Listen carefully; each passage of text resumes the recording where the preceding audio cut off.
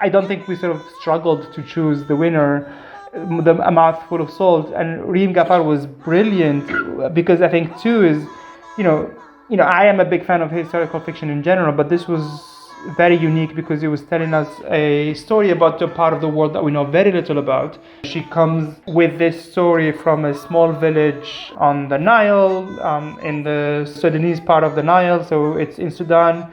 It's a part of the world that I personally didn't know much about, but then she manages to create this cast of characters that they're very sort of realistic, and I think anybody would recognize them as, as an uncle or an aunt or a neighbor or a friend, but also like, everybody has their own agenda, everybody has their own struggles, and you can see how you can sort of live with these people as they live in with a little bit of a community tragedy. Somebody has drowned in the river and they're trying to find him. So there's that sort of like, tick tock, the race against time.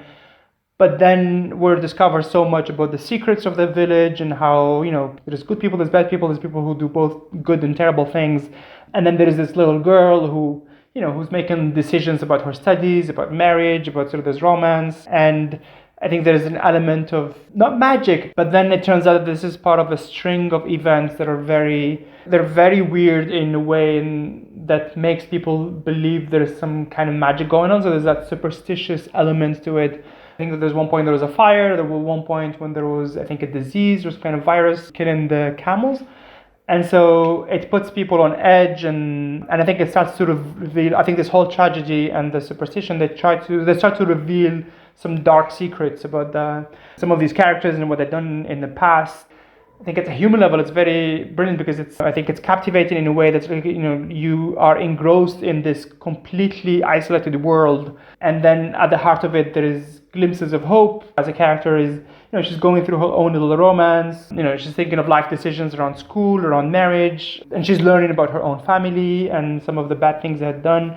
And I think, the whole thing I thought was very captivating. There was no way you could stop reading that kind of story. So it was really good sort of to read that as part of other entries. And then we've seen Reem, I think, go out to the world and really make a huge success. Her book was one of, I think, 60 most notable books in Africa. She's made it also on lists in Canada. I think it's coming to Canada. It's been translated into other countries. So it's doing very, very well. And I'm not surprised. I think we only expect this kind of success for that kind of amazing story. Yana kula babong la la pa.